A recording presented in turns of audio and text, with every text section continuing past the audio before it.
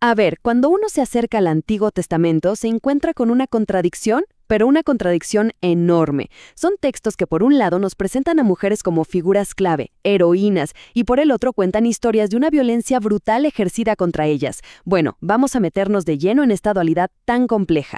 Y esta es justamente la tensión que vamos a explorar. En la misma colección de libros tenemos a Débora, una líder política y espiritual, y casi al lado a la hija sin nombre de Jefté, sacrificada por su propio padre. Vemos a Esther, una estratega increíble que salva a su pueblo, y a la vez a la esposa del levita, cuyo cuerpo es usado como si fuera un objeto político. Entonces, la gran pregunta es esa, ¿no? ¿Cómo es posible que los mismos textos nos cuenten estas dos realidades tan opuestas? ¿Qué nos dice esto sobre la cultura que los creó y sobre lo que significan para nosotros hoy?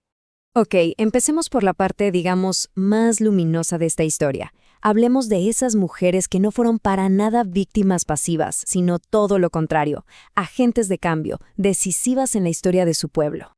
Y para que entendamos la magnitud de estas figuras, hay que pensar en el contexto. Estamos hablando de un mundo profundamente patriarcal, donde menos del 10% de las personas que se mencionan por su nombre son mujeres. Que ellas destaquen de esta manera es de verdad extraordinario. Débora es probablemente el caso más potente que tenemos. No era solo una profetisa, o sea, su palabra se tomaba como la palabra de Dios, sino que además era jueza. Imagínense, ejercía autoridad legal y cívica sobre las tribus de Israel. Su poder queda clarísimo en esta profecía.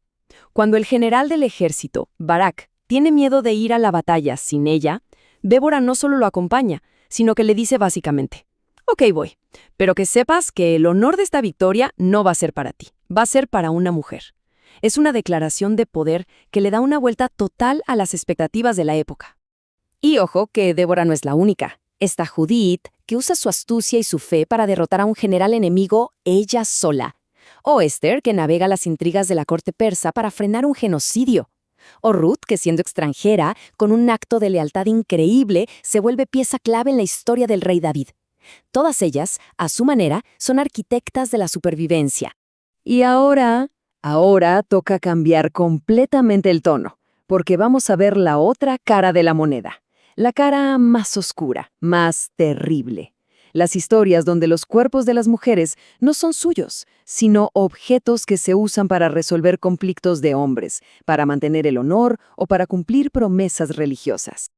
Para entender lo que viene, hay un concepto que ayuda mucho: la violencia sacrificial. Y no se trata solo de violencia física, ¿eh?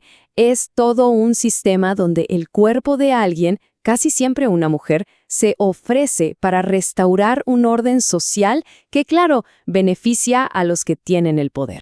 La primera historia que nos golpea es la de la hija de Jefté.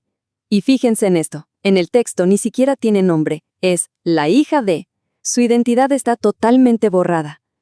Por eso, el acto de darle un nombre como Reá, que significa compañera, ya es un primer paso para rescatar su historia. La secuencia de los hechos es que es devastadora. Jefté hace un voto impulsivo y totalmente innecesario. Cuando ve las consecuencias, su reacción no es de culpa, sino que le echa la culpa a ella. Le dice que ella es la causa de su desgracia. Es de un egocentrismo brutal justo antes de sacrificarla. Si la historia anterior era trágica, esto ya es terror puro. Empieza con una mujer que toma sus propias decisiones. Deja a su esposo y vuelve a casa de su padre, desafiando el orden. Las académicas le han dado el nombre de Sheber, que significa ruptura, porque su historia representa una fractura total de la humanidad. Esta línea de tiempo es tremenda porque nos muestra cómo la van borrando paso a paso. Pasa de ser una persona con agencia a ser un objeto de intercambio, luego un cuerpo torturado y finalmente un cadáver desmembrado que se usa como un macabro mensaje político. Su humanidad es destruida sistemáticamente. Pero, y este es un pero muy importante, incluso en estas historias tan terribles, podemos encontrar chispas de resistencia. A veces son actos muy sutiles, casi escondidos en la narración. Aquí es donde la línea entre ser víctima y ser héroe se empieza a poner borrosa. Volvamos a Rea, la hija de Jefté. Fíjense en el contraste. Su padre hace un acto público, un acto de poder masculino, que destruye, que lleva a la muerte. Ella, en cambio, responde con un acto privado, un acto de creación femenina, que lleva a la memoria. Lo que ella pide antes de morir es increíble. Pide 2 meses para irse a las montañas con sus amigas. Y al hacer eso, ¿qué logra? Funda una nueva tradición, un ritual anual donde las mujeres recuerdan a otra mujer. Le quita su historia del control a su padre y la pone en manos de una comunidad femenina. Asegura que su memoria sobreviva. Entonces, ¿qué vemos? Que la resistencia tiene muchas caras. Puede ser crear tu propia historia, como el Memorial de Rea. Puede ser usar el sistema desde adentro para cambiarlo, como hizo Esther. Es también el acto de hoy, de darle nombres a las que no lo tuvieron.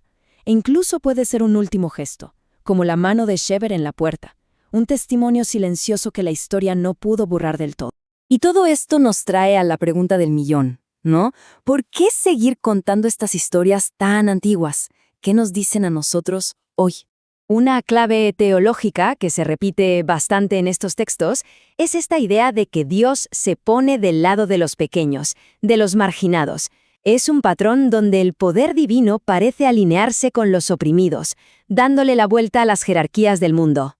Y aquí llegamos a un concepto final, que es vital: la violencia hermenéutica. Suena complicado, pero la idea es simple. Es el daño que se puede hacer no en el texto original, sino en cómo lo interpretamos. Una interpretación que ignora el dolor, que justifica la violencia o que silencia a la víctima, lo que hace es repetir la agresión una y otra vez. Así que este análisis termina con una pregunta, que en realidad es una responsabilidad. Al enfrentarnos a estos textos, con sus heroínas y sus víctimas, la tarea no es simplemente leer, es interpretar. Y la pregunta que queda flotando en el aire es: ¿cuál es nuestra responsabilidad al volver a contar estas historias para que honren tanto la resistencia como el sufrimiento y para que busquen la justicia en lugar de perpetuar la violencia?